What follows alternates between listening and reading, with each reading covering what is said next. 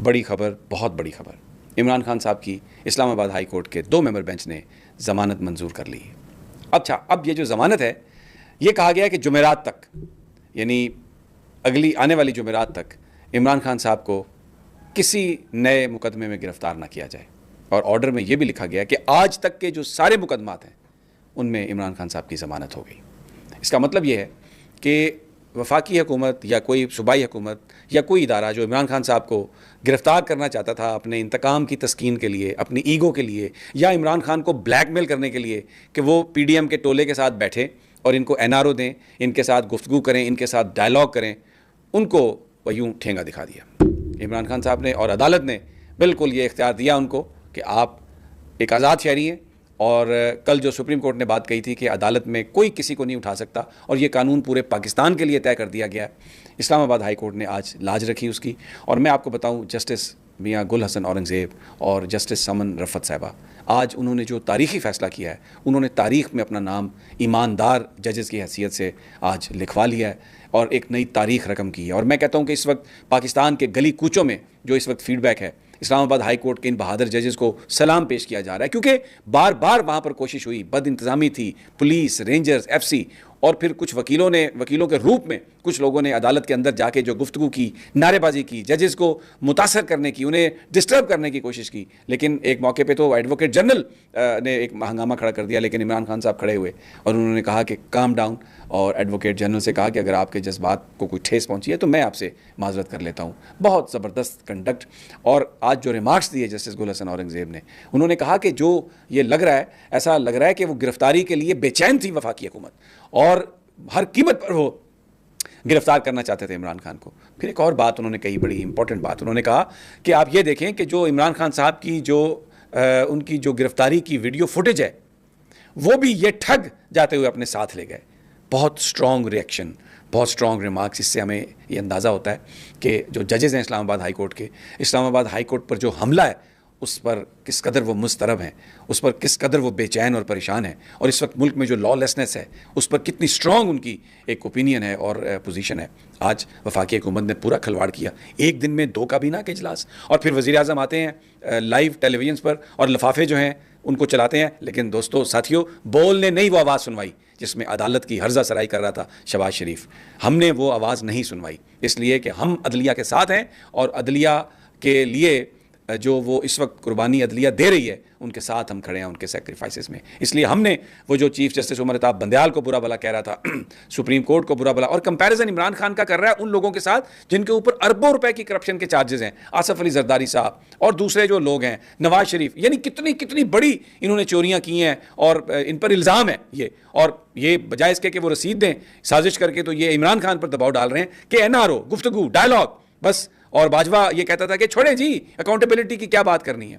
तो बहरहाल इमरान खान साहब मुक्का भी उन्होंने लहराया, मुस्कुराए भी। और मुक्का किसके लिए था? वो मुक्का इन्हीं ताकतों के लिए था जो उन्हें डराने दबाने की कोशिश कर रहे हैं कि मैं मौजूद हूं और किसी तरह कोई कंप्रोमाइज़ नहीं करूंगा।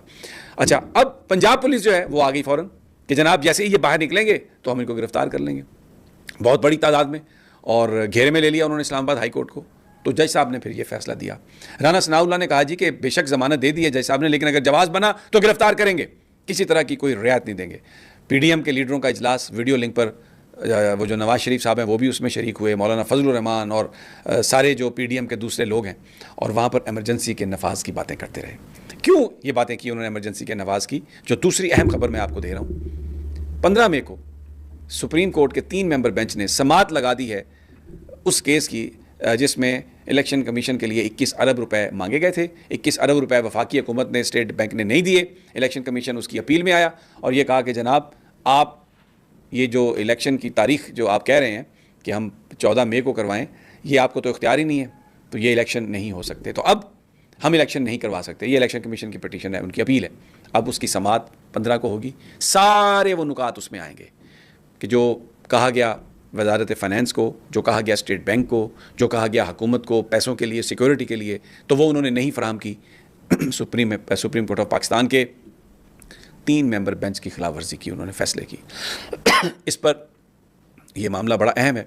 फिर इसके साथ 16 मई को एक और समात के लिए फिक्सेशन हो गई है, और वो 3 मेंबर बेंच है, उमर अताब बंदयाल और मंसूर अली शाह और एजाजुल एहसन साहब, या शायद मुनीब अख्तर साहब हैं उसमें, जो ये फैसला करेगा कि जो नैब के एक्ट में जो तरामीम की गई हैं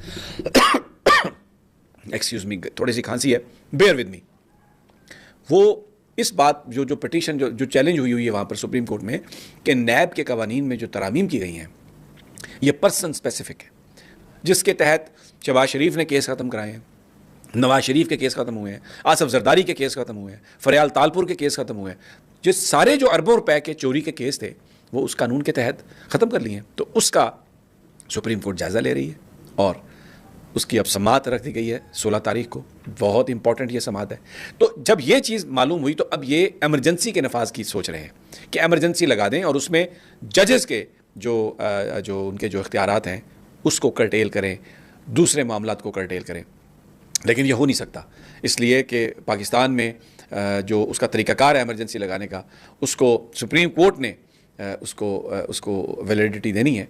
और फिर दूसरी बात यह है कि अगर ये एमरजेंसी का नोटिफिकेशन भेजते भी हैं तो सदर पाकिस्तान जब तक उस पर साइन नहीं करेंगे उस वक्त वो एमरजेंसी लग नहीं सकती। तो ये इसीलिए इन्होंने एक इलामिया भी जारी किया, जो सदर मुमलिकत ने मुलाकात की है जाके इमरान खान से, उसके हवाले से ये कहा है कि सदर ने साबित किया है कि वो एक पार्टी के तर्जमान है, वो पाकिस्तान के सदर नहीं है, क्योंकि ये अपने तई कोई एग्जेक्टिव ऑर्डर्स के ज़रिए, जिस तरह राना सनाउल्लाह ने कहा था कि अगर एग्जेक्टिव ऑर्डर के ज़रिए जज रिस्टोर हो सकता है तो एग्जेक्टिव ऑर्डर के ज़रिए जज हटाया भी जा सकता है। ऐसा नहीं हो सकता, जज को एग्जेक्टिव ऑर्डर के ज़रिए नहीं रखा जा सकता, नहीं उनको हटाया जा सकता, इसलिए कि supreme judicial council is the only forum जहाँ पर किसी जज को आप हटा सकते हैं। नजरें अब फिर जस्टिस उमर अता बंदयाल, एजाजुल एहसन, मुनीब अख्तर और जो सुप्रीम कोर्ट के सारी सुप्रीम कोर्ट पर अब अगला हफ़्ता बहुत अहम है।